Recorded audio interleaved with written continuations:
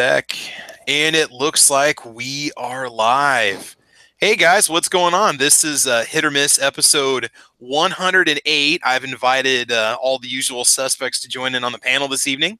Out there on the YouTube side, it looks like we got Jumpy Killer joining in right now. Now, this will be posted over on Night Strike's Hit or Miss channel over on gunchannels.com as soon as possible. I posted it in the main feed so you guys can catch it over there. I'm not posting this on Caliber Corner. This is not an episode of Caliber Corner. This is just going to be strictly off the cuff or whatever you want to call it with no real script for tonight, but we do have a pretty good idea as to what we want to talk about. So joining me, we got AWAG. I've sent out about 20 invites. We'll see if anybody else joins us. So AWAG, what's going on in your world, man? How you doing? How you doing? We hijacked this bitch tonight. You can say that. Yes, we did. We got a hold of it. So, hey, Ben Farrell's out there. Ben, how you doing? Oh man, X Killer's out there, Big Racer's out there, Zinger's out there. Ooh, it looks like we got a little crowd joining us. So again, this is Hit or Miss 108. So, AWAG, what do you want to say, man? How's your New week Jersey going, dude? laws suck.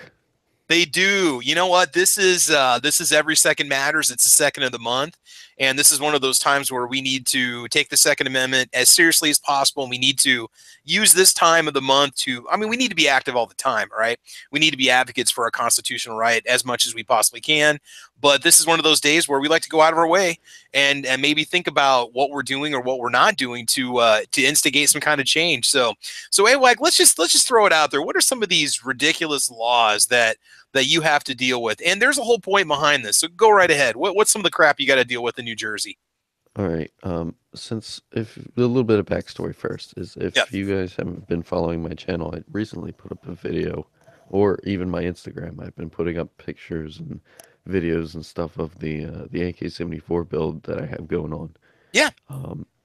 In New Jersey, you are not allowed to have an this is how they state it, an automat Kalashnikova rifle, which Okay. is anything that says AK-47 on it.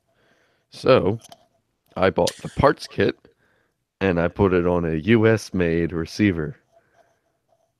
Wait, just the print can't say. I'm confused because like my MD63 doesn't have any kind of markings, even though it's an AK pattern rifle. So that doesn't qualify. Like, Exactly.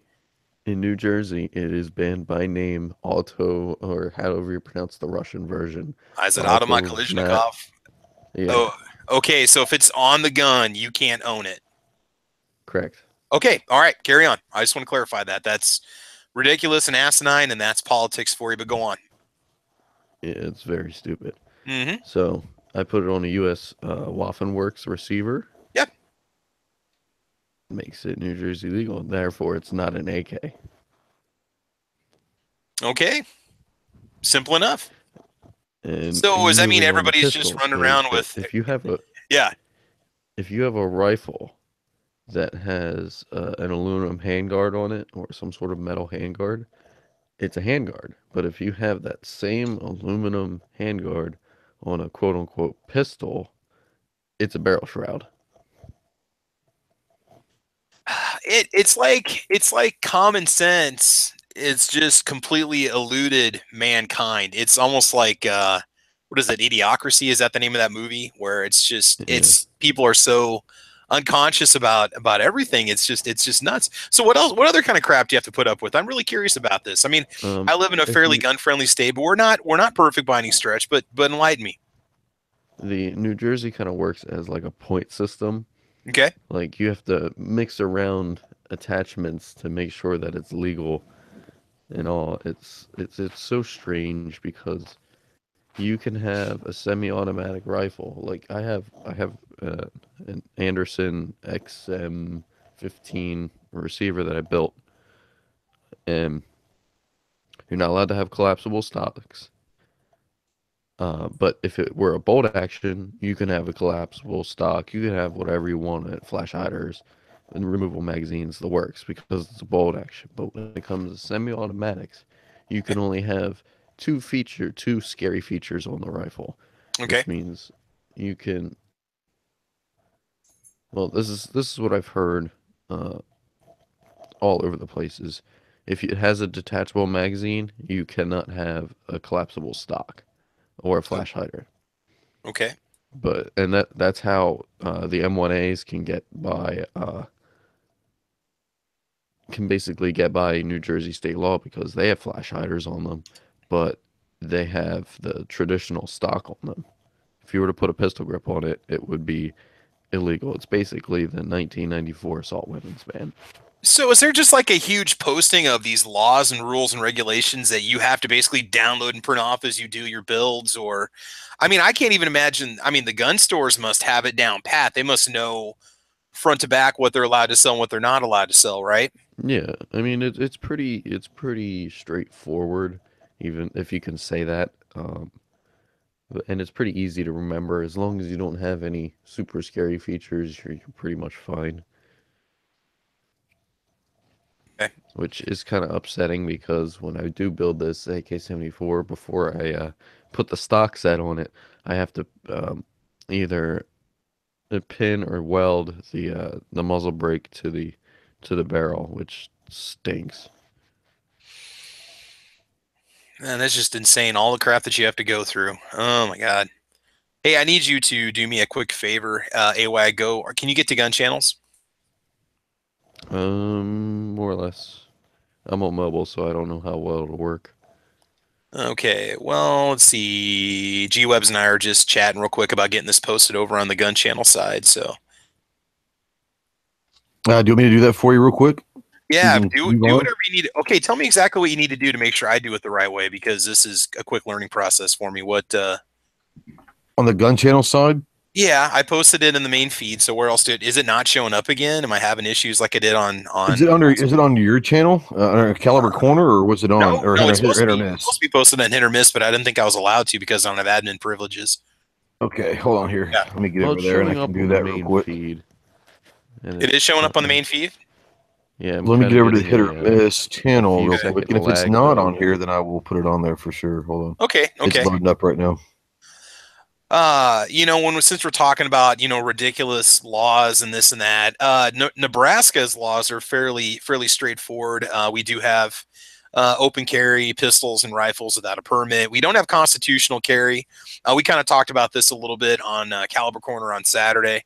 If you're transporting a firearm and you don't have a concealed carry permit, you basically have to keep the firearm visible. They are working on our law though, so when you carry the gun out of the store in a box, which everybody does when they buy the firearm, you are technically breaking the law, but they don't really punish you for it, okay? Because people need to get the gun to their car, right? So we're working on provisions right now to get that taken care of, so that if you have the gun in a box to walk it into a gun range or out, it's not it's considered concealed by Nebraska law, but you wouldn't necessarily get yourself in trouble for it unless you had a criminal intent.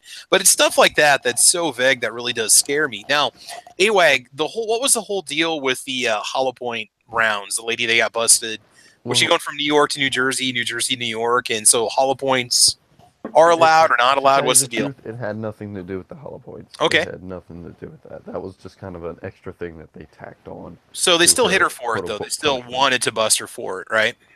Yes, correct. Okay, okay, But what what happened was she was concealed carrying in New Jersey without the proper documentation.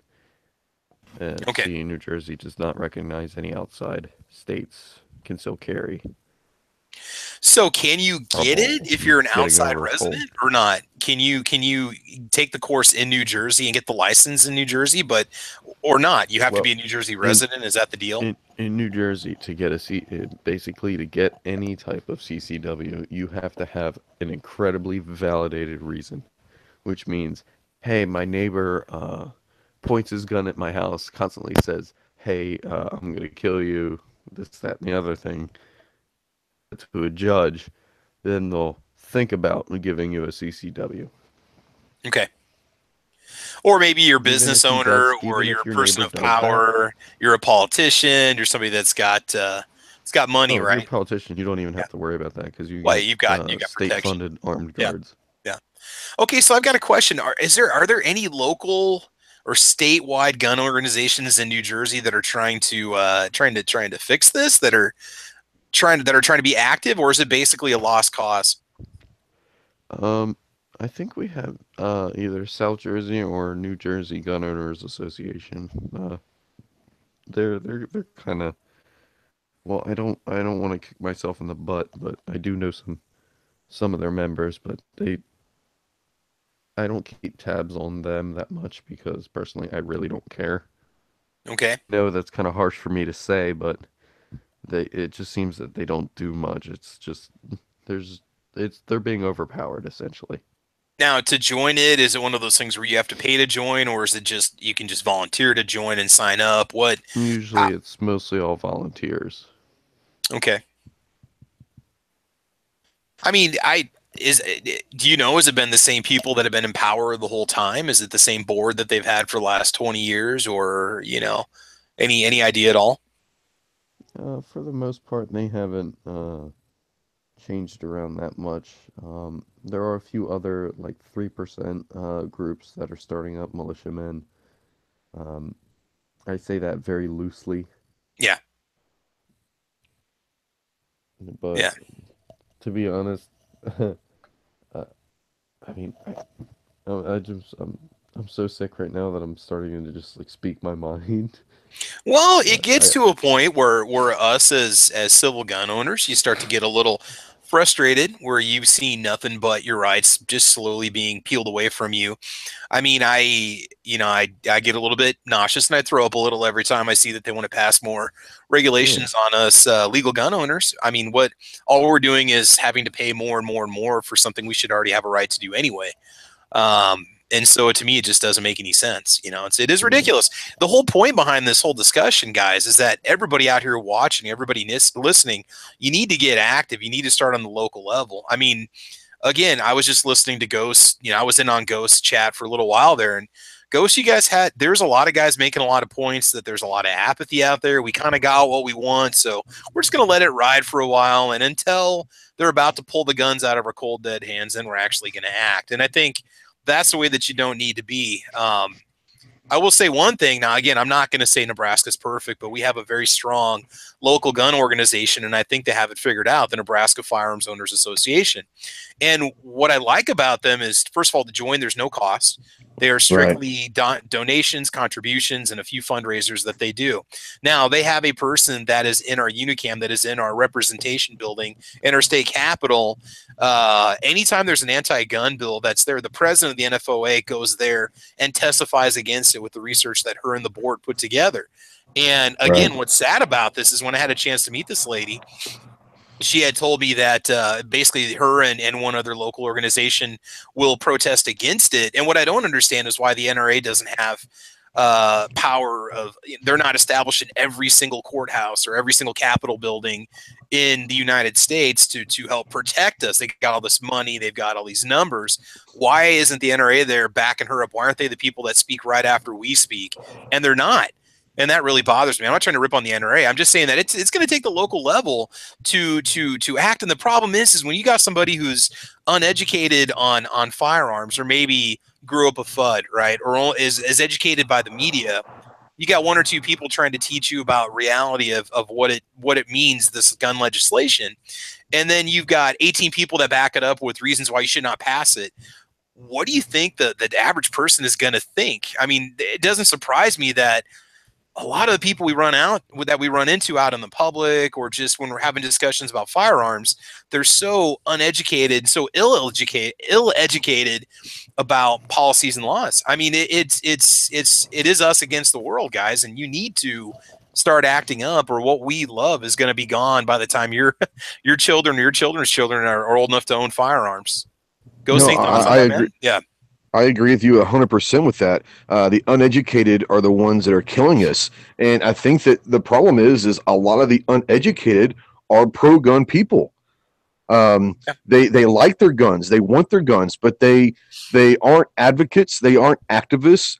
They just say, "Hey, as long as I got my guns, I'm cool with that." And that's the apathy side of it. The problem that I see is that there are a lot of people that are in those representing the state level, federal level, or even the local level at the municipal level that are kind of pro-gun and stuff, but they're not advocates. They're not activists. They want their guns. They have their guns, but they're not going to speak out on guns because it's a very volatile, polarizing issue. And that's the sad thing is the only thing we can do is when elections come up, we try to find someone that isn't afraid to speak up and speak their minds. That's all we can do is hopefully there is someone out there that is willing to step up and throw their hat in the arena, that is willing and not afraid to speak up. Because I think a lot of it is even the pro gun guys are uneducated as far as the laws, because we've got them, they're safe. Like I said, the apathetic side of it, and that's dangerous. And Yeah. here's the other thing when it comes to New Jersey is most of the time people are afraid to go up against the opposition just for the simple fact that the law isn't on their side per se. Absolutely.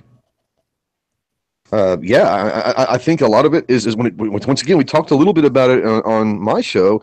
Is politics is business. Politics is money, and if you come out for something or against something that may not be the most popular thing in your area, that could hinder your chances of being elected or reelected. And that's the problem we're having right now is it's getting too political instead of, I miss the days where people sit there, we talked about it, a couple weeks ago in several different chats about Charlton Hess and the NRA, you know, from my cold dead hands. I mean, that needs to happen, but there's like Awed said, and what you said, Travis, is there aren't as many people that are willing to put themselves out there like that. And another thing that's going down in New Jersey is now we have what is this? What's this asshole's name? Um, he's the new. He's replacing Chris Christie. Um, he's What's instating a a law that Democrat, right? he, he legalizes marijuana, but you have to choose between either weed or guns, and it's basically backdoor gun control. Now, Or you lie, you this lie is and, coming and from my you use, and you risk getting yourself arrested in order to have your God-given and constitutional right to defend yourself. yeah. Yeah. Now, here's the thing: is my brain works in a mechanical kind of business uh situation, and I actually thought about doing this myself. Is um basically I like growing plants, but at the same time, I mean, what if I were to want to start a business growing medical marijuana so that I can gain a profit? I mean, I want to be able to protect myself and my basically my business. So if I were to do that, I couldn't protect myself or my business. Well, you'd have to use whatever non-lethal means you possibly can that aren't going to infringe on the law. Yeah, I mean, No, but I mean, no, but you're right. You're right. Yeah. and it's funny that it's actually something that I thought about. It's just like, hey, do you want to grow weed and you can make like a boatload of money so you can buy these guns? But then he basically came out and said, "Oh, you can't have guns and marijuana." I'm like, "Well, Yeah. whatever. I don't plan on using it. I just plan on making a profit off of it."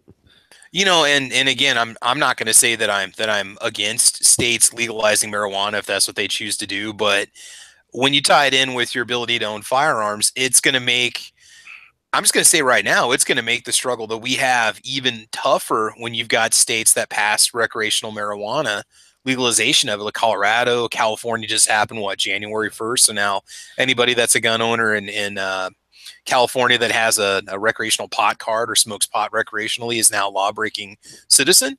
It is going to add to the challenge, guys, and that's one of the hooks that a lot of your liberal politicians could be pushing for would be the legalization of pot in all these states. You get that across, and woo, you got the guns. So, man, I'll Yeah, tell I you, mean, that's not going to make it easy for us either. Foos, you're I mean, joining us, man. You got any? Thanks for coming in at the last minute. I appreciate it. So, Anything you want to say, buddy? so I guess you're talking about marijuana and gun Well, rights. it's every second matter. So I mean, we're talking about how important it is to act locally because obviously things aren't happening on the federal level. And I was sharing what my experiences are in the state that I live in, and AWAG sharing the same thing. In a lot of situations, it's a lost cause unless people start to act up. But anything and anything tonight, man. What do you want to say? I mean, just because I heard what you guys were talking about marijuana and stuff like that. Yeah, it should be legal. Should you be able to carry and have marijuana on you? Absolutely. Should you be carrying under the influence? Probably not, because I look at That's it a gray as zone. yeah, very much of gray zone. It's like, you know, um, beer or muscle relaxers or whatever. I kind of look into that as like, if I'm gonna take a pill that you know is gonna make me loopy, or I'm gonna drink, I'm not gonna have a firearm next to me. But then again, next person, is it their right to do it? Absolutely. Um, would I do it? No. But if they are high on something and they go out and shoot someone, and I'm not saying high on dope, or it's high on anything, it could be PCP, meth, painkillers, alcohol, whatever, and they go out and do something with a firearm, it's you prosecute them for that act. Just having the firearm and being high, have they broken the law? Yeah, that's like there basically gun control doesn't work. But Right. what you can do is you can increase the punishment if you are, say, caught with a Absolutely. firearm or something. There was I forget what it was. I think it was like Project Exile that was going on. It was basically if you're caught with a firearm, uh, basically doing a crime with a firearm, you lose all your rights. You go to jail. You're done. Your life is pretty much over. Yeah, and in Nebraska, it's the same thing. It's with alcohol. Any kind of controlled substance or alcohol in your system while you're concealing is a no-no. You can lose your concealed carry permit if you do that. And Uh, and I look at it as just like, if you kill someone while you're drunk driving, guess what? You should be in jail for the rest of your life. Period. Yeah, and lose your license and everything. No, Like you should be in jail for the rest of your life because you committed murder. Whether it was yeah, involuntary, you still decided to drink and drive. yeah. yep, I agree with that. Especially, especially now when you've got, yeah, I mean, we don't have it here in town, but you've got your things like Uber and all these, apps you can use to get a ride or Mm-hmm. just to simply choose not to. You got to wake up and be a responsible adult at some point in your life. Yep. And plus we got devices and apps now where you can test your blood alcohol level before you leave the bar, so you're going to know if you're intoxicated or not, before you go anywhere. But I don't know. Hey, Triple D, you're joining us. Thanks for coming in at the last minute, buddy. We're just covering for Night Strike. Night Strike had a family emergency, so that's why we're covering for him this evening on Hit or Miss. You want to say anything, Triple D? Anything you want to say? We're just talking about our gun rights in general. I'm simply making a case that it's going to be more of a challenge for us to be firearms advocates when you've got the rest of the populace token up around you. Any thoughts on that at all? Yeah, I've got a few. Yeah. Yeah, and I mean, I know you already said, here in Nebraska, as far as alcohol is concerned, yeah, I mean, it's zero tolerance. So if you're concealed carrying and there's any alcohol in your blood, then that's a huge no-no, and you're going to lose your gun rights. You're going to lose your carry permit and all that stuff. As far as, marijuana goes, I have a pretty, what's becoming increasingly unpopular opinion of marijuana. I have no use for the stuff. I see no use for the stuff. Now, I'm Yeah, not that's how going I to see it. say I'm not going to say as far as a prescription, a controlled substance that can be prescribed by a doctor. Opiates have their place in a case like that. Morphine has its place in a case like that, and I can understand that marijuana would have its place as well. But just to have it to where anybody can walk in off the street and buy it, I'm glad we don't have that in our state. And I agree with you. That's going to make it even tougher. It's already created its own set of problems in Hawaii. So anybody that wants to try and mix any kind of controlled substance and a firearm, I think first of all that shows horrible irresponsibility on their part. Yeah, Anyway, so yeah, there's few ways to get me fired up faster than to talk about people imbibing in controlled substances or alcohol and then making bad decisions.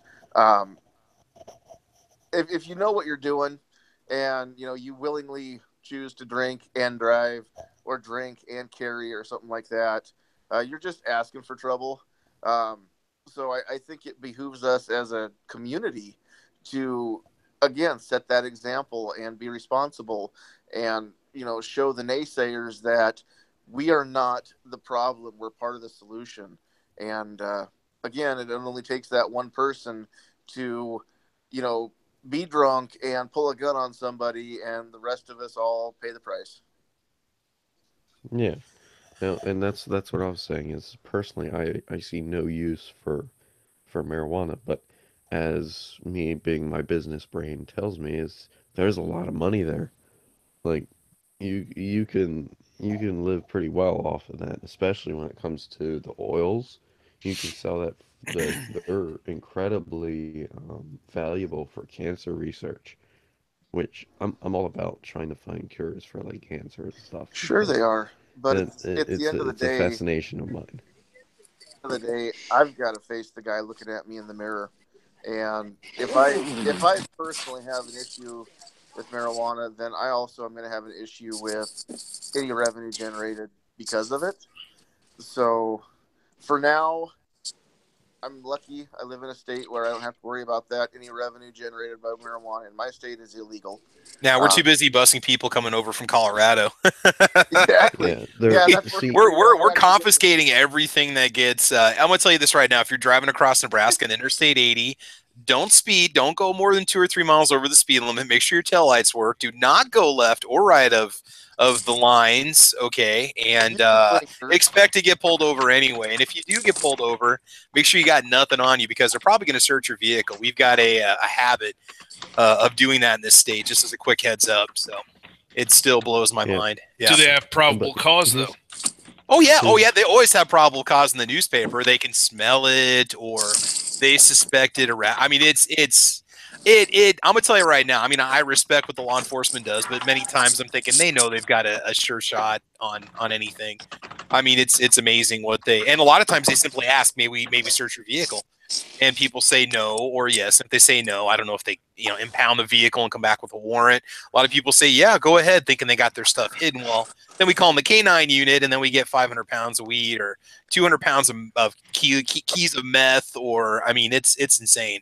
So, See, did you I pull think 4 tons of weed out of my Mini Cooper? oh think no, it's I can't. funny I'm because talking tons and tons of marijuana gets confiscated in Nebraska on our interstate every year. They just Oh, busted. They geez. had two 80-year-old guys. John Triple D, did you hear about this? That they were going to Vermont. They were taking marijuana for Christmas presents to their family from I think Colorado to oh, I Vermont. think I did hear about that. Couple guys in their 80s, and they pulled them over on the interstate for speeding. And they said, "Yeah, well, we're the Christmas presents." Well, you can't. No safe passage through our state with that, buddy. And they got them. And oh yeah. We recently got somebody with I think 300 or 400 pounds in her vehile in a Oh my Suburban. gosh. That's a Oh, lot no, of weed. I'll just Did start you say posting. 300 or 400 pounds? Yeah, she had a Suburban. No, Oh they my said Just it a was. little, just a little smidge for my buddies. It was like That's a like $500,000. hundreds of Dude, thousands this of happens dollars. all the time. That's what happens when you're right next to a pro pot state. I I'm mean, still waiting to see the RV come through, like in what's that movie? We're the Millers. I'm just Yeah. waiting for Yeah, a meet whole the RV Millers. full of Yeah. weed. Yeah, just a smidge and a half. Okay, now guys, here's an important point. First of all, we do have the Gun Channels crowd joining in. It looks like things are up and running over there. So Cycle Camp is with us. The Pants, Rupon is over there. G-Webs is chilling. Too Hottie. All right, Mid Ohio Gunners over there too. There was a very important point that Rock Humper made, and I wanted you guys to debate this for a second. Rock Humper said, I actually had a question about what you guys were talking about. Oh no, go before right you did ahead, that. man. Yeah, we'll get to Rock Humper's statement here in a second because I think it's a good point. So, all right, I appreciate it. All right, so when I was listening, you guys were talking about people who were taking, prescribed controlled substances and how, if you're even taking that one pain pill, you shouldn't be carrying and whatnot. But I mean, do you still feel that way for somebody who's in a chronic pain situation, who lives in pain, lives in that chronic pain for 10 years and has has a tolerance to said medications that they don't get high off of the same thing that somebody who goes and buys a pill off the street, or that guy who doesn't have a chronic pain condition goes and gets a tooth pulled and takes one pill and is just kind of floating on cloud nine. There's people out there who live in chronic pain situations who can take, however many pain pills. And then there's Camden. Sure, and when you're in a high level of pain, you can tolerate a level of painkiller like morphine, for instance, that would kill a normal person. That's been proven, and I'm with you there. And for guys like that, I mean, you're more in a out of your state, out of your mind kind of place if you're not taking those pills just because of the pain. Yeah, like Sure. Rockhumber just stated, if the doc prescribes it and you're taking it to that prescription and you're not abusing it, it's fair game. I guess in my mind, anything that you can take and it doesn't impair your ability to drive a vehicle, because there are some drugs that you get and they'll tell you, hey, if you're going to be on this, don't drive. And there's also I agree with you there. There's also ones that say do not drive until you know how this medication affects you. Right, exactly. So Yeah, I don't know. Vicodin is one of those painkillers that you really shouldn't do anything. Well, that's not true. It says do not drive until you know how this medication affects you. And if you've been on that medication for 5 years and you know how it affects you, and you know that you don't get loopy, you know it doesn't make you feel drunk, you know you don't feel like you just fucking took a hit of acid, whatever that may feel like, why should you not be able to live your life? Why should you not be able to drive? Why should you not be able to carry a firearm? I mean, it's... Yeah, that guys, this was Rockhumper's point. Let's debate this for a second. It says that I don't care if I fall down drunk. It doesn't give someone else the right to attack me without fear of me shooting them. That being said, I just act responsibly in my life. So, is it right for states to say that if you're under the influence, you should not be? Because I mean, aren't some states you're allowed to consume alcohol and carry as long as you're not over the legal limit? Yes, That's correct. So. That is correct. Okay. Because I mean, no, for us, it's a no-no. Isn't that correct in Arkansas?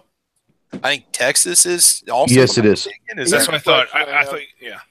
Here's a question I have, Travis, and I don't know if you know the answer to this one either, because I do not know the answer to this in our state, and this never occurred to me to even ask it when I was taking my concealed carry class. But, okay, so I know we have zero tolerance for concealed carry. What about open carry? Because in the state of Nebraska, no permit is required for open carry. Not everybody knows that, but here we can open carry if we want to. But are there any laws dictating open carry as far as being under the influence, but not legally drunk? For instance, you're legally drunk at 0.08. Yeah. So if you're at 0.05. Can we open carry in Nebraska? Does anybody know? I think it's zero that tolerance, open or concealed. I'm pretty sure that's how the laws are written. Because if they're going to apply it to one side, they're going to apply it to the other side. And what is the definition of under the influence? Just simply that being in your system. So if somebody goes out and smokes weed today, they shouldn't carry for the next 30 days because driving under the influence means you're over the legal limit. You don't get a DUI when you're under the legal limit. Right, but we're not talking about just alcohol. We're talking about things that can't be measured.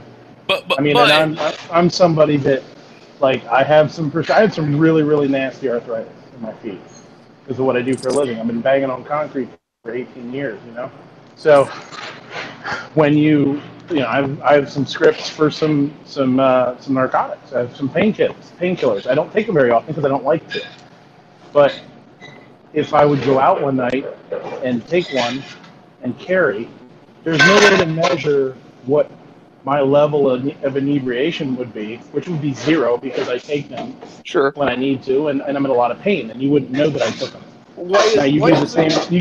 You give the same pill to a 100-year-old chick or a 100-pound, 17-year-old girl that's in high school, and she's flat on her ass. You know what I mean? So but why is it that you don't want to take them all the time? I just don't like taking pain meds. I actually fight through a lot of pain. I don't know why. I think I it's was just yeah. I was just curious, and not so much that I want to prove a point, but I was just wondering: is it because the way it affects you? Does it make you fuzzy in the head at all? Is that why you don't like it, or No, you just don't like it? no, it doesn't. No, no, he it doesn't for me. he just tries to be the man, and Well, tough it out. We've all been I've there, got dude. So in the back of my head, I've got kind of a weird perception of it. Like I don't like to take pain meds because I don't want to hurt myself more.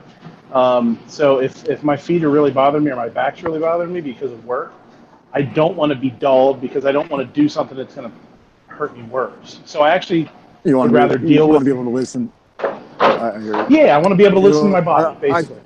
I'm the same way. yeah, So I totally cut you off, but yeah, that's okay. I And a apologize. lot of people would. Oh, A lot of people camera's wouldn't on. understand that. They'd be like, just take just take the meds, take the meds. But some people aren't like that. But yeah, it's a slippery slope, quote unquote. Everybody likes to use that term. And I don't know if it's the mindset or if it's just what you're dealing with, but some people But don't have the choice to so say, okay, I'm not going to take my pain med when I get up this morning, because Right. so if you I question. don't have take your pain med when you get I up in the morning, you don't get out of bed. I So I have the same. I have a family member that's got 2 hemorrhage discs and 1 on the way, and every day is a pain meds. It's maintenance. It's maintenance for them. So my somebody like question that, is this: if you're on something that makes you loopy and you do nothing to someone else, like let's say you're loopy, get in the car, drive down, go shopping, come back, and nothing else happens. Did you break a law? Did you infringe on someone else's rights? Did you You know, infringe you've on got, somebody else's rights? No. Did you break a law? Possibly. right? but I what think But if that's something was to happen? Yeah. right. if something Just was to happen, then prosecute for that. And right. and that is, I answer that way because you threw in and you are loopy and it affected you to that degree. Right, but the thing that we can't even come to a decision on is how much oxycodone is okay for somebody to have to drive, because everybody it affects everybody differently, just like alcohol does. Hmm. So until there's a test for that, there's really no way to judge, and that's what's so hard. You know, I don't know.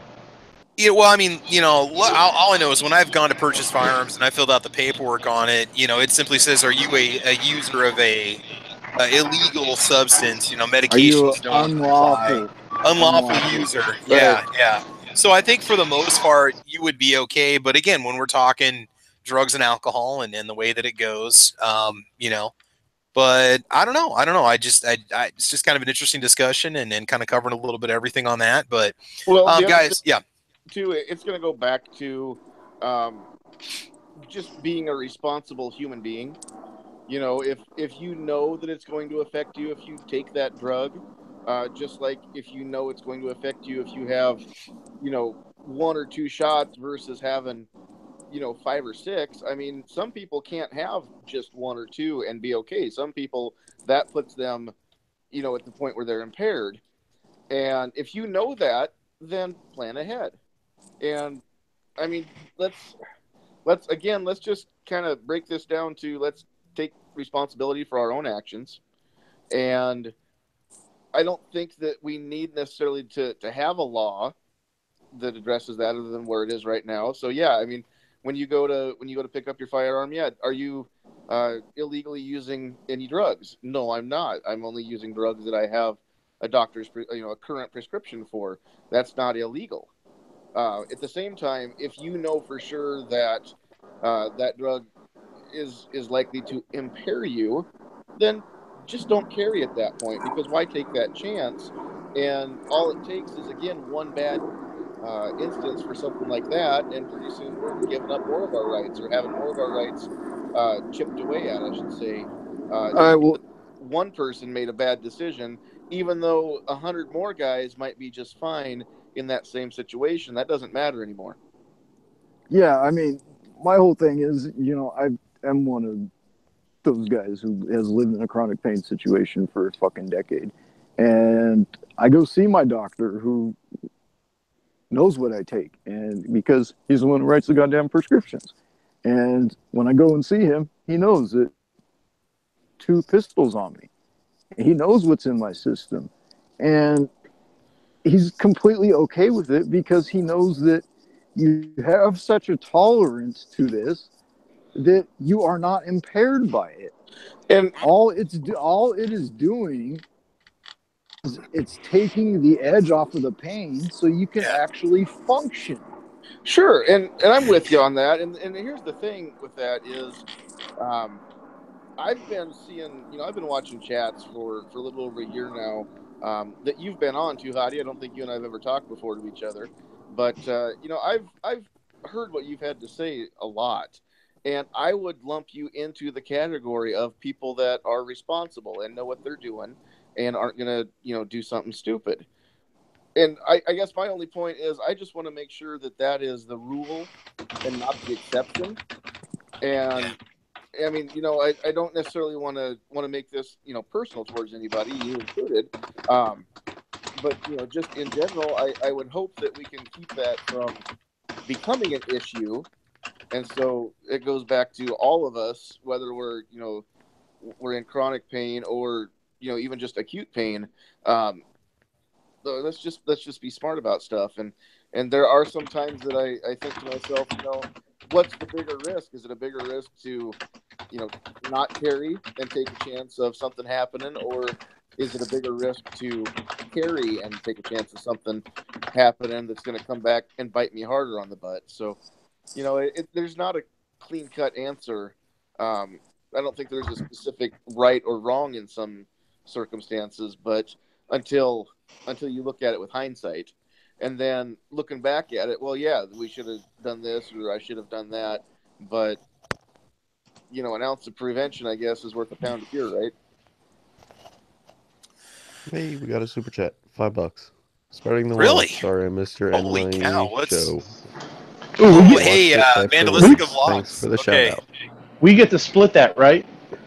This Vandalistica is actually in Australia. He comments on my videos. He's excited because I think when I post them at 5:30 in the morning, it's maybe in the afternoon the next day. So, Vandalistica, what time is it where you are right now?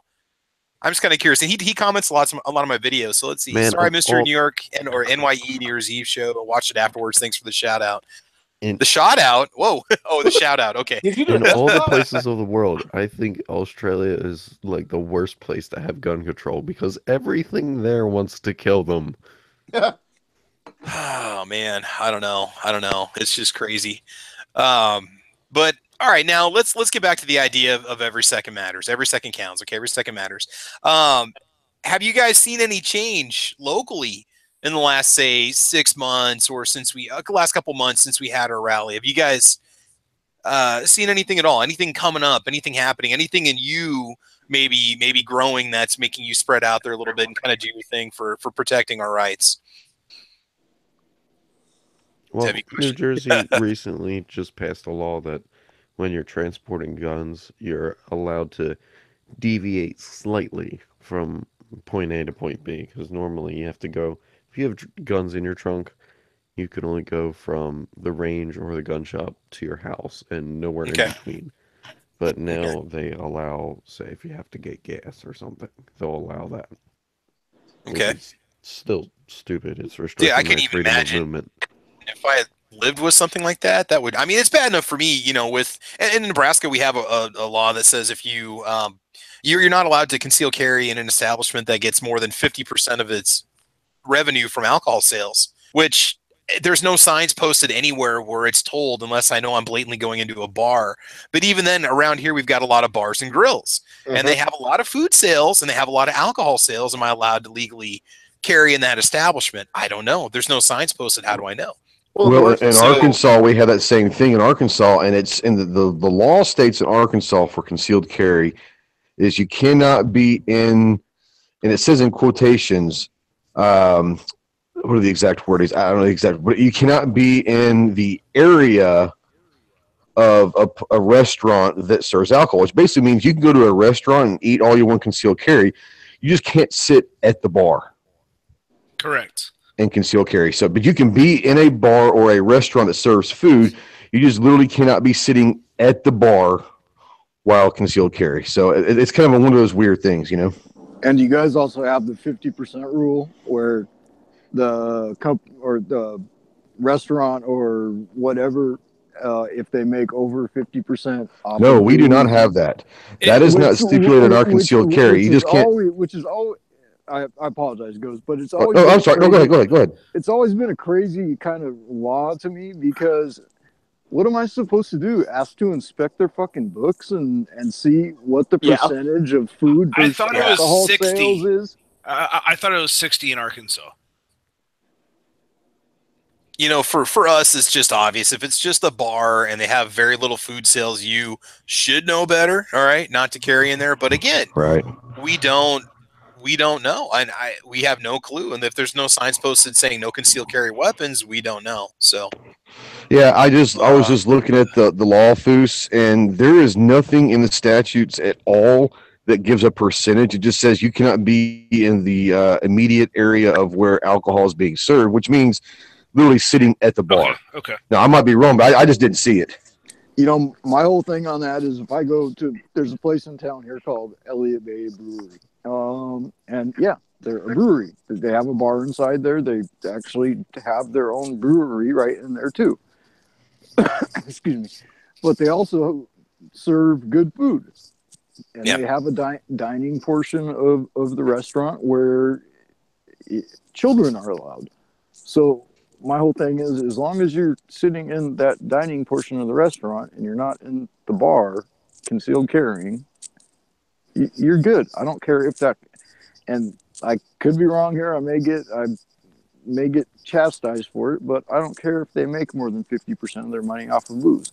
If that place serves food and they have an area in there that is open to people who are under the age of 21, and I am in that area, I consider myself good. you know, guys, and I got another topic I want to bring up here before we close this out. But Rock Humper's got another good point, man. We cannot legislate. He goes, we need to stop living in this thought bubble we were brought up in, where we need to consider society's possible safety as a whole, or arbitrary situations that haven't happened yet. You know, man, I mean, we almost need to reverse the thinking on these laws. You know, it's what about the rights of the citizen to protect themselves? You know, it's always about, oh, we've got to ban this, we've got to ban that, because we've got to save the children. And well, again, what about the individual's rights? You know, what about your right to life? What about your right to bear arms? So I don't know. I have one thing to say. Yeah, go ahead, man. Shall not be infringed. There you go. There you go. we cannot have a hit and miss without that. Yeah, it's like that's true. That's true. Yeah, I should have started doing the Smeggy improvisational jazz number coming in.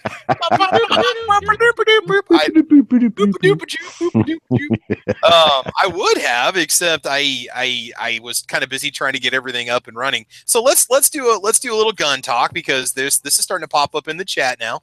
I'm starting to see this over here on the YouTube side. I'm sure. Let me check the guns. Wow.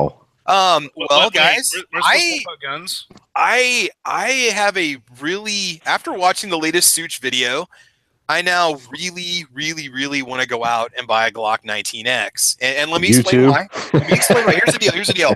I always wanted to get a Glock 19. Okay. And then the first couple times I'd handled one in the gun store, I could not stand the grip. I couldn't stand whether it was a Gen 3 or Gen 4, the pinky rest thing just did not feel right. Almost like I had a teacup it to shoot it. I almost had to have that pinky off there to shoot it.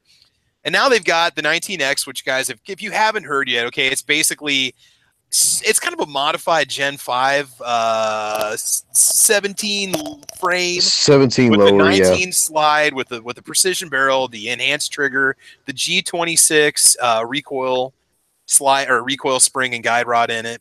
What do you guys think about that? What do you think about the 19X? I've actually been defending Such's video all day with a bunch of guys from the UK, saying that Glock is just totally, to me, it is kind of a mishmash of parts, but I do see it as kind of the next evolution in a well, you know. All right, so I feel like Glock is just beating a dead horse right now. Well, what you have to understand also is loop on it. But what you are have to they? But understand where are this is they? coming from, though, is this is supposedly the military quote unquote version, because this is what most of the military and the SEALs and all that did use them. This is how they modified their Glocks. Is they did put the 17 lower with the 19 slide.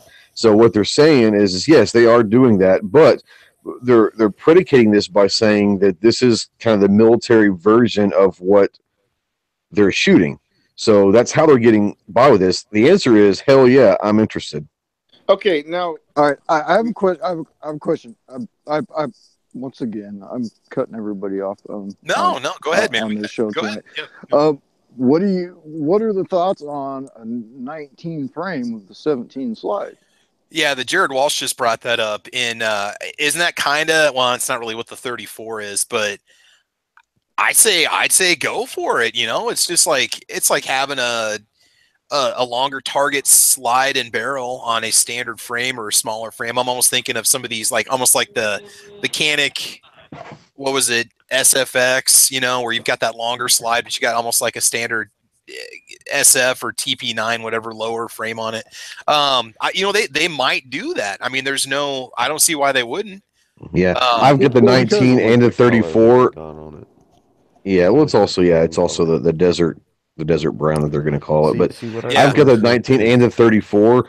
I personally like the 19 because I also like the Gen 3 because of the finger grooves. I do like the finger Yeah. grooves, but I have smaller hands. I'm 5'8", so I don't have these massive hands. So for me, the 19 grip, especially the Gen 3, the finger grooves, actually feels really good to me.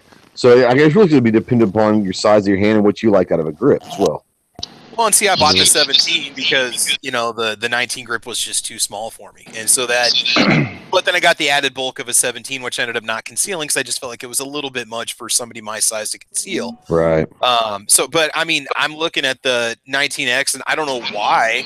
I just feel like I feel like I need to buy one. I mean, the 19 plus 1 capacity is a bonus. You get 3 mags with it. As long as it ships with the 3 mags that Such was showing off, you get a the higher capacity is a big deal. I mean, that's a big deal for some people. It's it's 19 plus 1. You get Yeah, two. You get 2. They've got a +2 extension on 2 of the mags. So you get 19 plus 1 and a 17 and and you can go 17 plus 1. The normal 17 round is the mag, but you do get the extended mag, +2 basically. So, but yeah, the actual mag is a 17, but there are extensions. Yeah. All right. My thing is I have a 19, and if I really want to go for all that, I'll just throw a 17 mag in there with a +2 base plate, and I'll have the same gun basically. Yeah, because that's all it is. It's a 17. It's just not going to sit as flush. That's all it is, you know. The grip is designed a little bit differently. It's got a lot of differences. It's got a different barrel. It's got a different trigger mechanism. It's got a different recoil spring. It's got a different shaped grip. I mean, in the front, they've actually fixed the front now so that the slide and the frame match up. You don't get that weird kind of whatever. They actually took the time to bevel the frame? Yes, and it comes with 9 slides. Yes. Wow. So, I mean, here's the deal, guys. I see it as a big deal. A lot of guys are saying, oh, it's just a repainted G17 or G19. I mean, I don't know what people are expecting short of a brand new line of gun to come out. To me, that's like changing everything. It's just like looking at the Camaros or the Mustangs. You get the body change, you get the powertrain change. Yeah, it's got 4 wheels like before. Yeah, it's got 4 tires. Yeah, it's got a gear shifter, but it's not the same beast. That's sorry. Right. The inners of it are going to be completely different. Like I said, I own 3 Glock 19s, and I can tell you that if I go get this gun, which I probably will, it's going to be completely different than what I have. And what they're basically saying is a lot of the mods that most people were putting on their 19s to begin with, they're going ahead and doing it for you. So yeah, I'm all for it. Okay, that's. But I'm a Glock tar too, so it's still a fucking Glock to me. I watched a video. Thank you. I watched a video this morning on it. AWAC's trying to talk here. He's been trying to talk about 5 minutes. Yeah, I'll stick with my SIG P226 or combat. Thank you. That's all right. Not a bad gun either. No.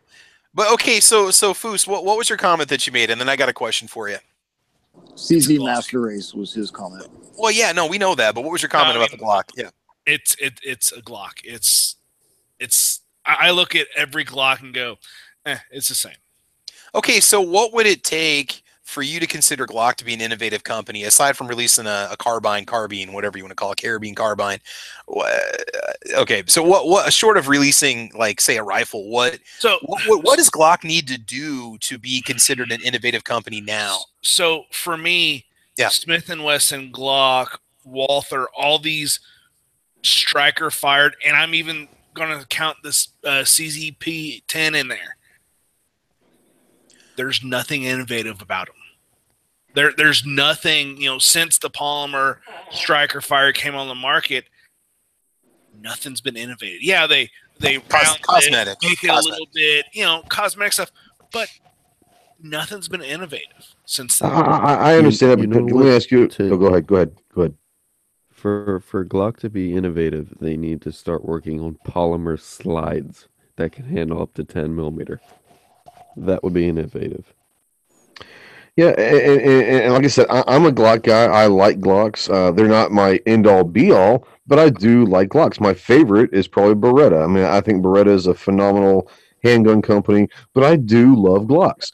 Now, I will say this to you, Foose, and I'm not trying to get an argument or anything like that, but I'm saying if it works and it has been tested and proven over years and years and years that it's a great handgun, it doesn't need to be innovative. Now, for those of you that want innovative guns, there are other companies, but I think what Glock is saying is, guys, we have guns that are really, really good, that are really, really effective, and shoot every single time with very, very few things. So there are a lot of people out there like myself that just gonna go get a Glock, and I shoot a Glock 19 in my competition because it fits the that I want to shoot in the division that I want to shoot. But there are other guns that would fit in that box. But I choose a Glock because I know that it's going to respond and react the same way every single time. And absolutely, yes. I'm not knocking them. I'm just saying that. Oh, I know you're not. I mean, Glock, it's a fantastic firearm. I don't shoot them well. Could I get past it? Yes. I don't grip it well because of how high I grip the gun every time I've shot a Glock. I've never owned one. Every time I shot one, it just ripped me up. I just right. can't. I just can't look at it and go, I want to buy it. And then I look at maybe it's because I'm like, I don't want to buy it. So I look at it and go, okay. Would a beaver tail be innovative for you? I mean, if Glock was to come out with a beaver tail gun? No, because there's polymer beaver tails out there. You can get a beaver tail Gen 4 and stick it on there so it doesn't do it. I just look at it and go, that's an ergonomic improvement. So you're looking at, like, whenever I say innovative, you don't make something that is, a fraction of a percent better. You're like, okay, let's do something to make this 10% better. Yeah, I get that. But that's obviously not Glock's business plan either. Right. I mean, it's nobody's business plan nowadays because right now we are at a pinnacle of firearms until you change out the ammunition. You have to think back in the, whenever we had percussion and stuff like that, or even before that, matchlock, wheel lock, stuff like that. Yeah. Until you change the way of igniting and putting something downrange, you're going to come to a pinnacle of firearm design. We are there. We've been there for, some people say 20, 30 years. Some people say since right after World War II. But somewhere in the 50s, 60s, early 70s, we hit the pinnacle. And now the only way you can be innovative is if you change the projectile, and then the firearm can then evolve. We are at a point where it's not going to evolve because we are at a limitation of the round. I'll tell you a gun that I got the pleasure of shooting earlier in the year that I think is something that will change the dynamics of firearm sales, and that's the Hudson H9. I don't know if you guys have seen or shot this. It's a 1911 that's chambered in 9mm. And that's an awesome gun because I love shooting it. I don't own one yet, but I got the opportunity to shoot it. But for the guys that like the 1911, you're getting a 9mm chambered round in there. But for the guys that like 9mm rounds that don't like the 45, but like the looks and feels of a 1911, speaking of innovative, I think this is has a potential of changing what people are willing to do with that 1911 frame. I Well, love that gun. I'm really happy with the weight on that. I'm happy with the trigger on that. Sorry, Foos, go no, ahead. sorry. So I just watched that Forgotten Weapons of the progression of it. I think it's innovative way they did it, and I think there's going to be more companies changing it like that. That I would say is innovative because it is a leap forward in how high you can get your gun in your grip on the gun. Other companies are going to change are going to follow that because it's bringing the bore axis so low into your hand. Yeah. Got to bring back the tactical bore chart.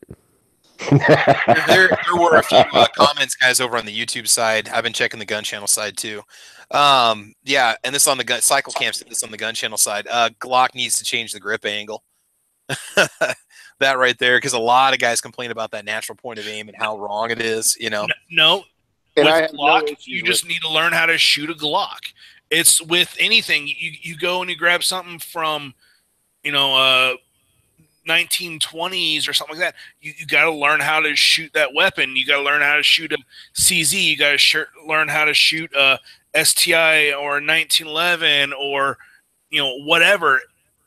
It's a different company. You got to learn how to shoot the firearm. If you put the sights, line that up, and you pull that trigger straight back, it doesn't matter the angle of your wrist.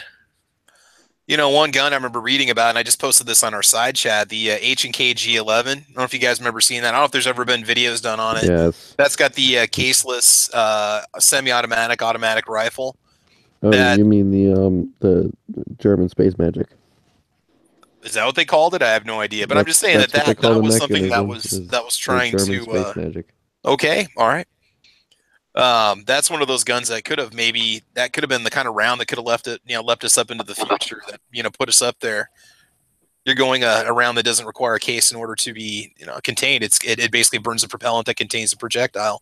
That's a wicked little gun, man. I'm surprised it didn't take off, but it just way ahead, maybe too far ahead of its time. No. I mean that is the chemistry of the component, because you have to make it enough. So right now in projectiles, if you make the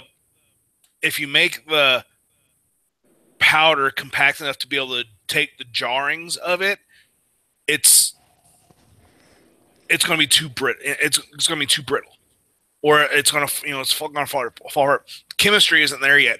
Plus, whenever you extract the brass out of a firearm, think of all that heat you're pulling out of that firearm that is in the brass and not in your chamber.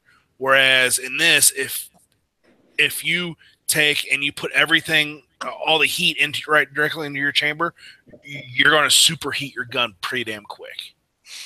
Yeah.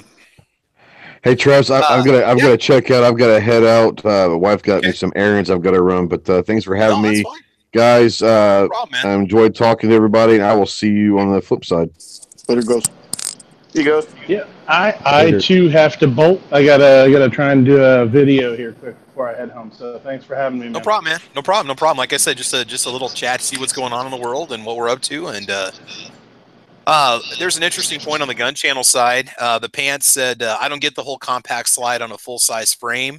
If I'm going to have a full-size frame, then it's not concealable for me anyway, so give me the full-length barrel. I don't know what it is, Pants. I just think it's part of it is I wanted a 19, but the 17 fit my hands better, so I bought the 17, but it has a little extra bulk that I kind of found a little bit annoying, but I mean, I still stuck with it and shot it because I enjoyed shooting it. I can understand that aspect of it because, I too, I can't figure out why I'd want a 17 frame and a 19 slide. I could see a 19 frame and a 17 slide. When I conceal carry, the barrel isn't the problem; it's the grip. The grip. Frame I mean that's on me. And that's why I carry I've my got car. a 19, and it's all I can do to conceal that thing under a shirt. Under a coat, that's fine. I could conceal a Mossberg Shockwave, but with just a shirt on. That 19 will still print pretty good. And so, I mean, I don't want a 17 grip frame sticking out there. But I guess I've just been curious, and I know there's been a lot of people sounding off, so I was just kind of waiting. But I can't wrap my head around people complaining about Glock hasn't come out with anything new in over 30 years. I don't see why they would want to. They're still selling guns left and right. And I look at the But 1911, and okay, but other than cosmetics, what has changed in the last 100 and almost 110 years of the 1911? The Fully agree. mainspring housing and the beaver tail on the grip safety was a great idea, and the commander hammer, okay.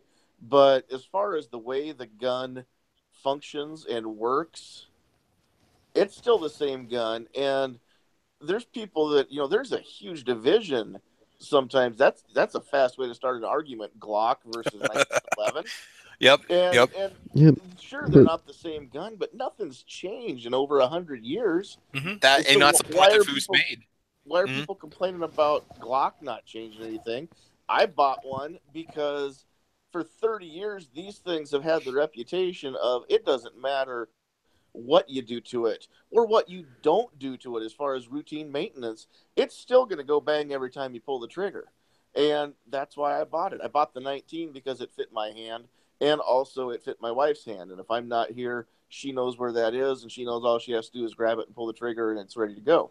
Yeah. So I bought one, and I bought it in 9mm for the same reason, because my wife is not a super experienced shooter, and I want something that's not going to intimidate her. I don't want to put a 40 or a 45 in her hand the first time she goes out shooting, because I can't think of a faster way to turn her off to shooting than give her Yeah. something that's going to scare her, or be too much recoil or something like that right off the bat. Yeah. So yeah. I guess that's my input on the whole innovation thing. I don't think they need to innovate. I don't think that they're going to lose a whole lot of market share just because all these other companies are coming along. Now, I didn't buy a 43. I bought a Shield to be my next evolution in concealed carry, because it conceals way better than my 19. But as far as any mods, I've not changed anything on my Glock. The only thing I've considered doing is replacing the sights because they're not steel. On my Shield, the only thing I've done is put on a Talon grip. And if I wanted something different, I would have bought something different. I'm not going to turn my gun into something, it's neither one of these is a project gun. I'm not going to fool with them. Now, I might get a gun sometime to fool with, but not the ones I carry. You know what? Another thing is that they can be innovative about is instead of going after the gun, how about you go after the ammunition? And why can't Glock make something like, say, a 30 Glock, which is basically a bottleneck cartridge to compete Or with like a a 45 357 SIG? gap. It's unless it's picked up by other producers in the industry, other companies, it won't happen. I mean, there'd have to be They a, they a tried that. yeah. Again, it would have to be a substantial leap forward. The only two guns I've ever seen chambered in a 45 gap were the Glock, because it was proprietary, and the XD was the only other one that I ever saw chambered in it. I mean, But AWAG, you've got it a didn't take yeah. off because again, if you want a 45, there's nothing wrong with 45 automatic Colt pistols. So why would you try and improve on what's already great? And so But there was here's not a the thing on perceived that need is for that it. the 45 is see there's almost a psychology behind it. If people are like, oh, there's 45 ACP, and then it goes to what was the cartridge for GAP, Mm-hmm. Gap. Yeah. Yeah. and Glock auto pistol. people just look at that and they're like, well, I have 45 ACP, it's no big deal. But if you come out with something completely like out of left field, like 30 Glock, then people are like, oh, what's that? It's a bottleneck cartridge that's 30 caliber, and But it hauls ass out the barrel. I want to see what the ballistics are on it. no, what And we if it need is has decent ballistics, then yeah. it could Well, and I'm catch okay on. with that whole premise, but look at 357 SIG. It is an amazing round. But again, there's not that many manufacturers that have picked it up and are offering a platform in it. And that one's been tried and true, but I don't see a ton of 357 SIG ammo on the shelf at Walmart. You got to go to a gun shop to find that stuff. and I don't see a ton of 357 SIGs being sold. So again, I mean, it takes a lot of work to get what's considered kind of a wildcat out into the mainstream. Even like the what's the other one? The three was it 327 Federal? That's supposedly a great cartridge, but you can't find ammo for them. So these are great ideas, and I'm not arguing with you, AWAG. You're right. That would be amazing. But the problem is to get it mass produced, you've got to create not just the product, but you've got to create need for that product. And I don't think enough people can perceive that need. Yeah, but it's not like it can't happen. I mean, look at Sure. 300 Blackout. That was only developed in like what, 2004, 2008, around there. Absolutely. It can happen. It's just, for every one or two of those that's made it into the mainstream, how many, tried and died? More than what you can imagine. And no, Foos, I've got to agree with you. It's almost like we need a radical shift in thinking in terms of projectiles, right? Is that what you're saying? The gunpowder bullet needs to go to the wayside, and we need. I was just joking over in the chat. How about a magnetic rail projectile handgun, right? That's now we've got these mega batteries and capacitors, and what? I'm surprised the industry hasn't moved into the next thing and gotten away from traditional primer powder lead projectiles or polymer projectiles or copper, right? Some sort of a blaster that shoots energy bolts. Why not? Why not take it to the next level? First. No, but I'm just saying it's surprising that we haven't gotten past where we are, and we've been shooting the same thing for 100 years. Well, I mean, if you really think about it, since the last really leap forward, if you really look at it, was smokeless powder, and that was what, 1880s. Yeah. Yep. That was really the last big oomph. Well, how about electrical priming? Remington had a Remington 700 back then that was actually electrically primed. Instead of it having a firing pin, it was a connection between a 9-volt battery and the priming compound on the round itself, and it made the lockup time almost instantaneous. CVIII did the same thing with the muzzleloader, which I think is illegal in our state to use. I think electronic ignition is illegal for muzzleloader hunting. Yeah, it kind of gets to a point where but although a modern inline black powder gun is just as technologically advanced, in my opinion, as a modern bolt action rifle in terms of what it takes to build the rifle. The only difference is just the ignition system is. It's almost what really is the difference? Just a piece of metal between the primer and your powder instead of a case. Yep. So that's literally, if you look at how much you can spend and what you can get on a black powder rifle these days. Yeah. But I do remember seeing like an electrical ignition system in black powder rifles like 10 years ago. Yeah.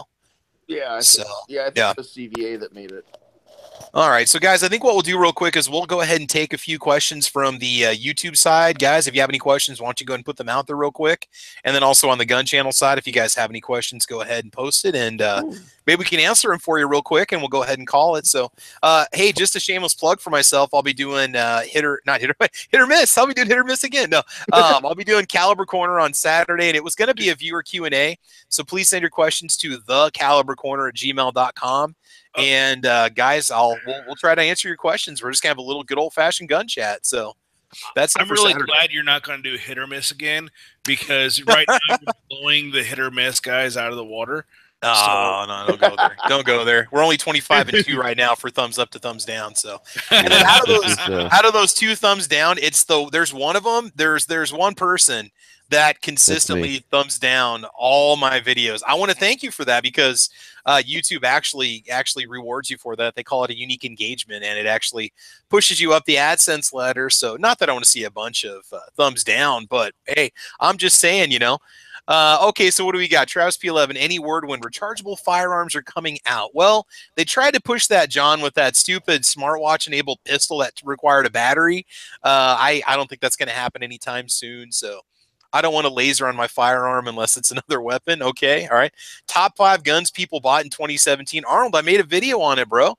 Check it out. I'll tell you what, let's just go through the panel and let's just share the last great gun that you purchased, and then we'll just go ahead and call it. We'll just end this on a high note. We'll end it on a hit, okay? So, AWAG, what is the last great gun that you purchased, or if you bought something this year? Oh my goodness, I have a list of them. But to tell you the truth, the greatest gun that I've had that functioned no matter what and has not given me a problem since is my first AK-74 build. There you go. Sweet. 74's kick ass. There we go. It would. Are there any commercially? Are there any domestic production 74s out there right now that won't cost you $1,500 or not? Not that I know. There's the Vapors that are We need one. I'll start This is complaining like- about it, and then maybe somebody will go. Well, maybe somebody will put one into production. You know, that'd be very cool. yeah. I right. want to see RPK 74s. I want to see that real bad. I mean, you know, there's a couple guns out there. If they go into production, there would be a market for them. So, all right, Foos, what would you say? What's the last great gun that you purchased, or if you purchased one in 2017? My CZ Tech Sport. Very nice. Good. Has it been good for you? Yeah, it's a sub 1 pound trigger, single action only. Oh my God. Oh my gosh, you sneeze on Well, you that kind of thing, need it'll that go. in the industry, in your recreational time. You kind of need that if you want the edge on the other guys, right? That is free. I mean, I like, can't even. That's like a joystick. That's like an Xbox controller button, is what? yeah, I touch it. I'm like, what the fuck is? Oh yeah, it's crazy. But that was like the trigger on my Howa Mini Action, which is oddly enough, I took it to my gunsmith and they're like, "Oh yeah, we'll call you about the price and everything." I never got a call, and it's been like 2 weeks. But the trigger on the Howa was like breaking a little icicle. It you have like a half millimeter of take up that it's like noticeable, but then it stops, and then after that stop, it's a half-pound trigger. It is just like breaking a little icicle. Yeah, guys, if you've never had a chance to experience any kind of an aftermarket trigger in an AR or a pistol or something, you got to try it at least once. It's pretty sweet, especially if you've been shooting standard triggers your whole life. You know. Yeah, precision rifle triggers will scare you if you're not ready for it. Yeah, yeah. They will So catch will you it. off guard. So will a set trigger. Yep. And I'll tell you what, lots of good stuff. Too Hottie, what do you got to say, man? Did you purchase anything new this year, or what's the last great firearm that you purchased? Oh, I can't pick one. I got a couple. Mossberg MVP and 5.56. So Nice. So takes AR mags and Yep. all that good stuff.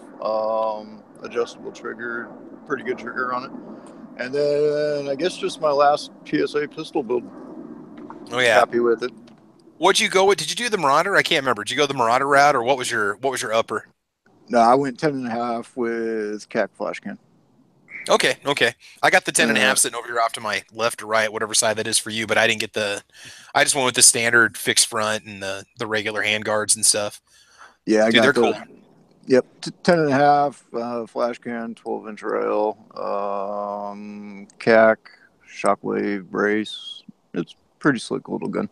Quick question for you: is it your interpretation and my interpretation that it is okay to shoulder that, or not? Because it's not an SB brand. I'm not saying we do, but I'm just saying. My interpretation is yes, and I don't give a flying F if anybody has a different interpretation, because it's okay to shoulder braces.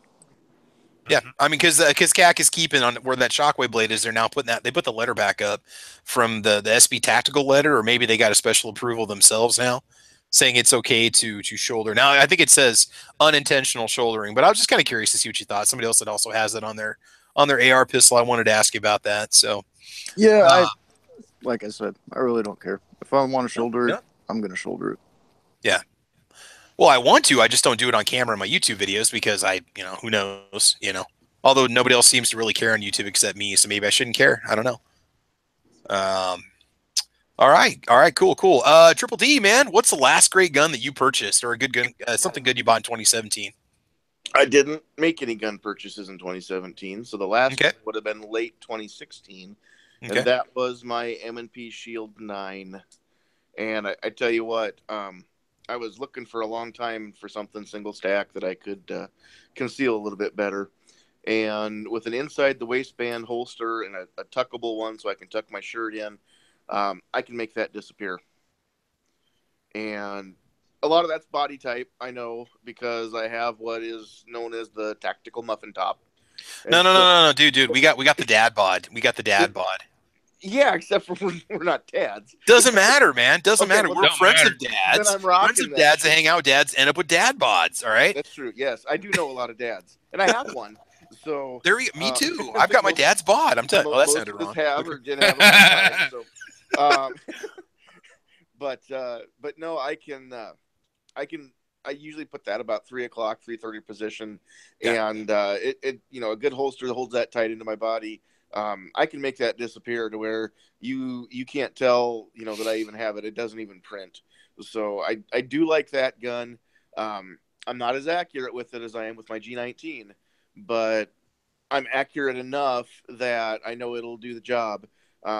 It's just I'm not used to lining up the dots. I'm used to the traditional sight picture where you line up the top of the sights, put your target directly on top of the front sight, and make the rear sight level with it right below the target.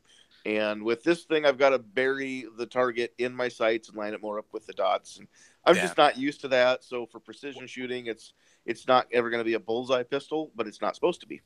So why don't you just swap your sights out to what you're used to?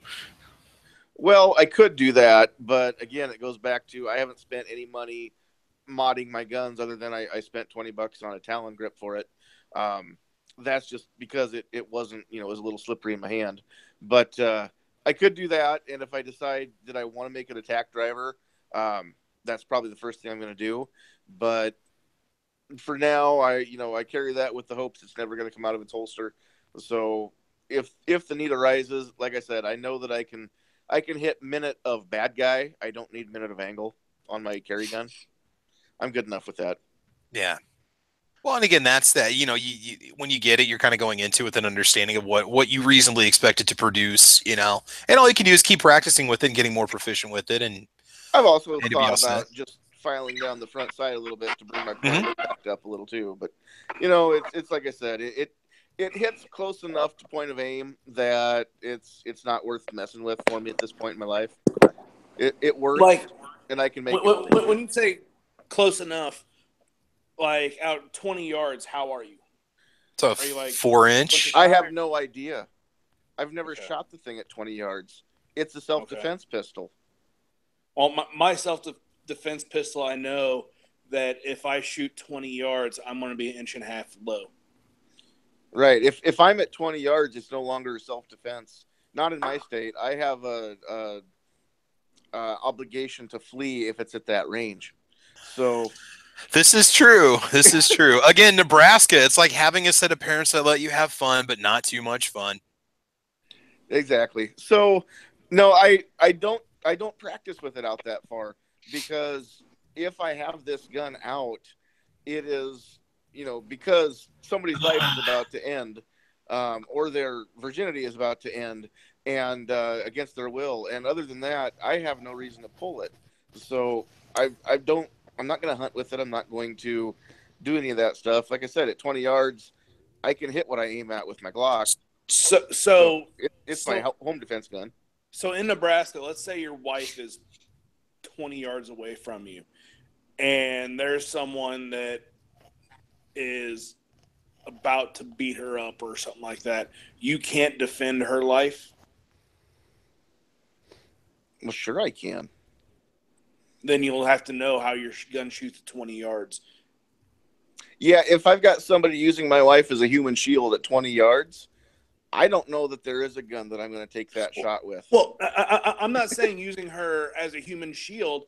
I'm saying about to, waylay on her. Okay. Like he has an axe coming towards her or something like that. chances are I'll probably charge in fist swinging before I'll pull my gun at that point. But I mean, I understand where you're coming from. Yeah, I know it's totally hypothetical. But yeah, my I guess my main fear is not, you know, an axe murderer at 20 yards. My main fear is a mugger at 1 yard. That's absolutely true. I mean, same here. I mean, I just, because I shoot competition, I like to see how my guns shoot out 20, 25, 30 yards, even my concealed carry. I want to know where it hits. Well, sure. At every range. Sure. And if I was a competition shooter, you know, I'd be all for that too. Well, I mean, like I said, on my shield, I know, and when I'm saying it doesn't hit at point of impact, I'm talking about, you know, it at 7 yards, an inch. Mm-hmm. Yeah. So, you know, at 20 yards, it's not going to be that far off. That I see you probably keep a 3 or 4 inch group if you had to. I would think. I'm not missing by feet. I mean, with adrenaline, I might. But as far as, you know, it's not shooting, you know, 12 inches low. It's shooting 1 or 2 inches low. Okay. I could still take out Mr. Bad Guy if I had to. At that range. Absolutely, yeah. And the whole reason I was saying that is because I look at a shot. You know, some people are like, oh, you know, 20 yards, that's a far shot, and it could be because of my background. I look at a 35 or 40 yard shot with a pistol being okay. That's doable. So I guess even with my concealed carry, I know would I take a shot at 40 yards? God, I hope not. I hope I don't take a shot at 10 yards. But I want to know that if I have proper sight alignment and I pull that trigger straight back, I could put someone down at 40 yards. Triple D, come on out to my range, buddy. We'll go shoot some steel. All right. We'll let you practice with the little 4-inch discs go out to about 50 or 60 yards and see what you can do with it. So I'm down. There you go. Come on out, man. I got the ammo. Come on out. Get in your car. Let's go. I got the gun. The time, Travis. That's what I need. I know, man. I know. When you got time, you got to come out here. You guys got to come out here. We'll go shoot some steel. Some of that and send that up here because I've got that hostage target I shoot at in my range videos. You can practice on that, man. That thing is interesting. You know, I've always wanted to get some of those and just try it out and see how. I do. Telling you, man, it's a way to go. Walmart's got the steel plates now, so you can put one out in the backyard, putting up on top of the hill right there, and just take shots at it. You got a natural backdrop right there in your thumbnail. The plates are only good for 22, 9, and 45.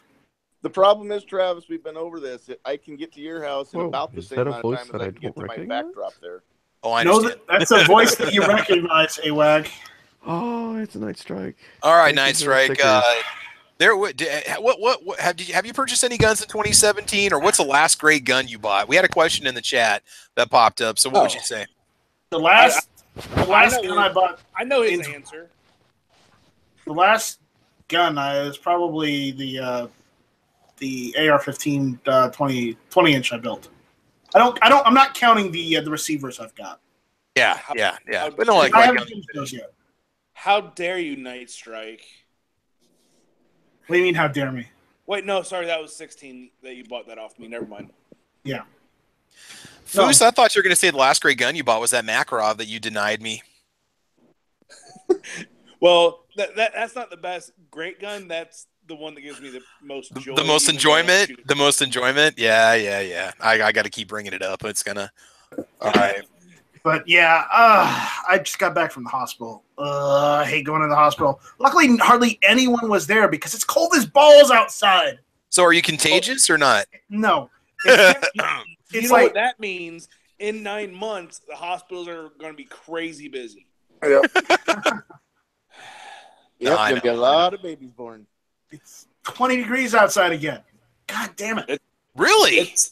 Welcome to the club, bro. That was our high today. That's right. I think that was our high as well. You guys don't. Only Foos knows this, but the rest of you don't have humidity like we do in the South. Well, 11 below zero or 20 with 50% humidity. It's the same difference, man. It sucks either way. Oh, I take it back, Travis. It's 23 here right now. Oh, you lucky son of a... We're 16. Yo, yeah, no, we were 11 below zero this morning when I took my dog out for a walk. So, But AWAG, when are you coming down to South Carolina so we can start Night Strike and AWAG Gunworks? Nightwag. Nightwag. Nightwag. Oh, goodness. Nightwag. I That like sounds like that. something you get busted Nightwag. for in college. Are you nightwagging again? Yeah. Yeah, oh, jeez. And it's WAYGE. You got to spell it weird like children's names these days. Wag. Wag. Nightwag. Are you not wagging? I'm not wagging. That sounds like something. No, but Let's get that term out there. Let's make that the new thing that we saw. Oh, how are you doing, man? I was just doing a little night wagging last Right. night. Well, Nightwagon. Yeah, I do plan on going Catch to on North fast and Carolina snipe hunting. for a little bit to visit my uncle. So, come down, I'm come gonna be down in to North South Carolina. I'm gonna be in North Carolina next week. Sucks. where at? Yeah, Charlotte. Oh, okay. It's still like So, an hour from where I'm I'm at. Work. Beware, I'm turning the camera on. Oh, Uh-oh. shit. Uh-oh. it's his face. Oh, it's gonna be a mean comparison to facial hair or what? No, you got full Fidel going on, don't you? Okay. Oh, Strike Oh, force we got sticker. second edition. I'm collecting your stickers like scratch and snips when I was a kid, man. Well, only if Yeah. I send them to you. These All are right. these are only available to the patrons on Patreon. So if you're not a patron, go to Patreon and you can get yourself a Strike Force sticker. neat. STRYKEFORCEE. Is that what you put? Strike Force? Oh, Strike Force. I'm sorry. Okay. Strike Force. Strike Force. You should have put a Y on the end. Strike Force. I'm not gonna put a. I think I did put a. No. When are we gonna get? It should have been stickers for the- Strike Farce. Strike Farce. Farce. There you go. Night Wagon. Come Night Wag. Strike Farce and Hey, Nightwag. Foos, Foos, I made the concession. I made one of the soldiers blue. Okay. All right. You I gotta get a green and Oh, you gold should have and put a blue dress on him. And it I could've been made the you, so- concession to make one of the soldiers blue. I'm not gonna put him in a dress, but I made him blue. you gotta make one pink. Blue Lives Matter too. Yes. Yes, they do. Th- Yes, that way, they do. that way it can be multi-purpose. So So when are Yes. we gonna get stickers for the Trav Squad? Ooh, Yeah, well, Travis. I got to create a logo, and then after that, we can go ahead and make it into whatever. We can make it the Travi Collective, Yeah, TTC your News. We can corgis. go up against the Gun Collective. We can have TTC News. I came up with Yeah. the Strike Force logo all my own. Yeah, Alright. get I came for my get one. Travis. You gotta get either Ammo Cat or Ammo Dog to be like a white outline and have it as a window sticker. Oh, we can do that. We can do that. Yeah, Ammo Cat approved. Travi P11.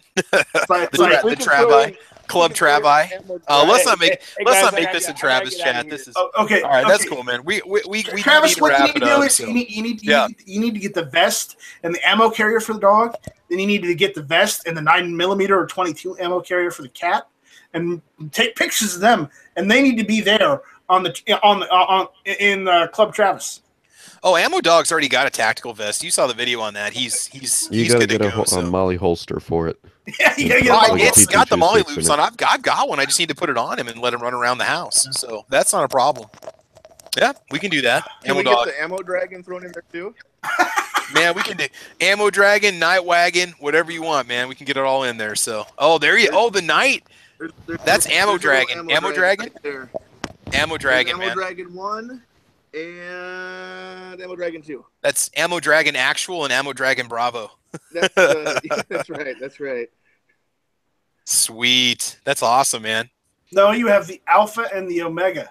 Gojira. Well, there's one Beta and one Charlie. You're talking to the Alpha. There you go. Oh, There you go. Yeah. Oh, man. So, Night Strike, do you want to say anything before we wrap it up? I probably should catch some Z's here pretty soon. What do you think, man? Hold on. All right. It's 11 here. It's 11 o'clock. Shall not be infringed. Hey, Shall I've not got a be quick infringed. question. My wife's sitting here listening to this and shaking Uh-oh. her head, palming her face. Thinking that her husband- You her didn't tell her husband's what not you didn't tell her happy. what Night Wagon means, did you? No Well, goodness. she heard the whole thing. She knows. Okay, it doesn't mean anything at all. It's like Poco Gym blades. No, she just turned to me and said, "I wonder how many of the other guys' wives listen to these chats." So now I'm curious. Does anybody else have a significant other that listens to these? Yeah, she's in the next room right over here. Travis, tell him who she watches. Oh, my wife's a big fan of Yankee Marshall, actually. Oh She no. loves Really? she loves Is he yes, still she married? loves And he's still married, apparently. She likes to listen to his chat. She thinks he's cool. So I don't know. I don't know what the deal is, but it's she just thinks he's cool. So We play him when we're cooking dinner. My, So my wife said, "Well, maybe she should start watching Yankee," and I had to tell yeah, her she does sometimes because I watch his videos. So yeah, she does yeah. sometimes watch She's Yankee. But... He's the old guy with the gray and white beard. Oh, him, she says. There you go. There you Yeah, go. that guy. I thought you were talking about me. I'm sorry. Okay, all right. Well, Oh, she's Night sitting by Strike one of missed the those weed dudes, so- chat earlier. Yeah, God. Nice Strike. It's been a very, very interesting podcast. We covered everything from 2A to should your rights be infringed when you're under the influence versus not, and then we talked prescription meds. We covered all sorts of vices this evening, and we invented new terms. So it's been a very productive Right. podcast. But again, the whole Guns are point. under the I still want to influence. bring it back. I still want to bring it back to zero. Get busy locally when it comes to protecting your gun rights. All right, I'm just gonna say that right now. Do something, all right? Whether it means taking a friend out to shoot or finding out what your state organization is and find out what they do and make it better. All right, because guys, it's not going to get any easier from here on out. I'm just going to say that right now. Hey, You know, Travis, Competition, how do you competition, feel about coming up to competition. Norfolk for the gun show up here? I think it's in February. Oh, okay, You want okay. Well, to, let me know. You want to talk to NFOA and see if we can come up. They'll here send me some swag we can pass out to people. We can do that. We'll make it happen. Yeah. Yeah, see if we can get a table or something, or you just want Yeah. to come Need and check it patches. out, or Yeah, we can. Maybe if they'll let us set up a table, we can set up some literature and pass some information out to people. Yeah. that'd be cool. There you go. I'll There's find out what it is and let you know, and let Cool. you talk to Trish. Yeah, it's the Nebraska Firearms Owner Association. So we've got a very good state group that's very active, and you guys can make a difference, man. Get involved in it and do it. I'm telling You you. don't just have to be a Nebraskan either. If anybody's listening to this and just wants to join, more than one state's gun group, I mean, you never know. You might get some ideas for something that you can do locally too. But they'll let anybody in. They let me in, so they'll let anybody in. Well, in So our that- state that's your uses other association. states. So what's So that? the acronym for your association is NFA, huh? NFOA. Nebraska Firearms Owners Association. Oh, And FOA. And FOA. NFOA. Infowars. What? And Oh, Travis no, and I God, met the president at our rally. She is an amazing lady. She's awesome. Very cool. She's super friendly, super down to earth, and she just wants to make sure that that our rights don't get infringed. Yep. And that's what it takes, man. Is one person to want to make a difference. And She's the one. And NFOA is not a paid position. It's all volunteer. She's got a day job, and she does this, and she's a firearms instructor. She's got a lot of jobs, but she was an Air Force veteran. And she's an Air Force veteran, and a single mom. She still works on the base. I think Makes me look lazy. Dang. Yeah, exactly. That's not hard, Travis. Yeah, I'm telling you, man. She's a widowed mother. Nice, Rick. But the thing is that she's the one that goes to our state unicameral and lobbies for the gun rights, and it's always her against a dozen other people on any given subject. When she's testifying, pro Second Amendment, she's one voice against 10 or 20 other people that are against it. So anybody that can support her in her endeavor, not just with an attaboy, an attagirl or a pat on the back, or not just with money, but anybody hearing this, if you're close to Lincoln, find out when she's going to be testifying, and then go just sign in and sit and be a spectator, because when you sign in, you have to say whether you're pro or anti or neutral on the issue that they're talking about. And the more pros that they see on that list, that really speaks a lot right there. Just saying, hey, there's a lot of people that are for this that came just to listen, even if they didn't come to talk, just came to listen and see what happens. So anybody in the area, and I would venture a guess it's that way for every state. Yeah. So find out in your state legislature what that's like too, and what you can do. Sometimes just showing up and being seen and being counted speaks way more than anything that we could do or say online. There you go. That's direct action right there. Travis, I'm seeing. All right, guys, I'm gonna head out. Have a nice night. Later. Yeah, I'll probably go to that one because we got parent-teacher conferences that week, so I think I'll be off Friday, Saturday, Sunday, so we can do this. That's a huge gun show, too. That's a big one. That's the mini Wanamaker. That's the mini Tulsa. That's a pretty good-sized one. That one is pretty big. There's another All one right. up in Atkinson the end of the month. Yeah. That I think is a pretty good-sized one, too. Oh, yeah. But I'm not finding the one for Norfolk, but that one. Yeah, let me know. Second weekend in February. If you want to go to that, and if I've got, I don't know about Saturday. I'm sure Sunday I could at least drive down and hang out. Cool. Yeah. So whatever works, man. We'll see what the weather's doing, and we'll make it work. So yeah, cool. I'll send this to you. Real quick, when we're talking about the guns, my favorite gun from 2017 that I bought is my Ruger American Ranch 762 by 39. I love it for the simple fact that it's a high power that I can basically shoot all day for pennies on the dollar compared to other high power guns. I mean, if you reload your own rounds, you can probably do it on the cheap, but that's just my favorite gun right now. And I've got the 20 and the 5-round magazine for it.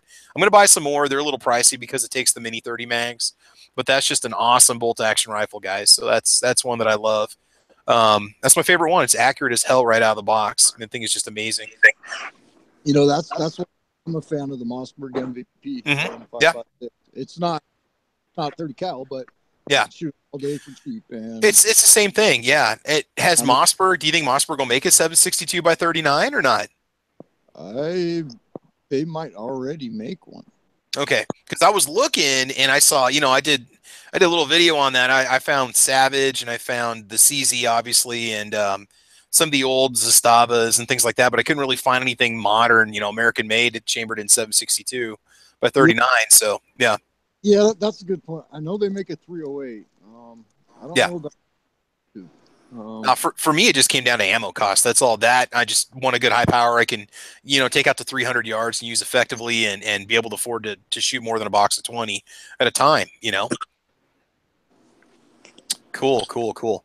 Nice Strike. You want to close this one out? I think we'll go ahead and call it, man. We've been going for about 2 hours. What do you think? All right.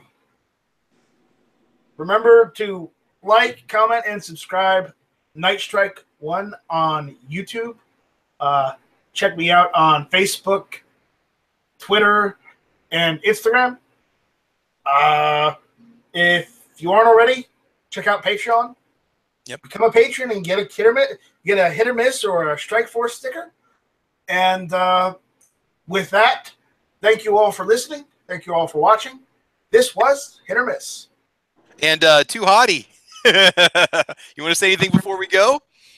Sorry, Nice Strike. I had to steal your thunder, buddy. One time. Just one time, buddy. Too Hottie. Shall not be infringed. Shall not be infringed. All right. Triple D, anything you want to say, bud? Good night, everybody.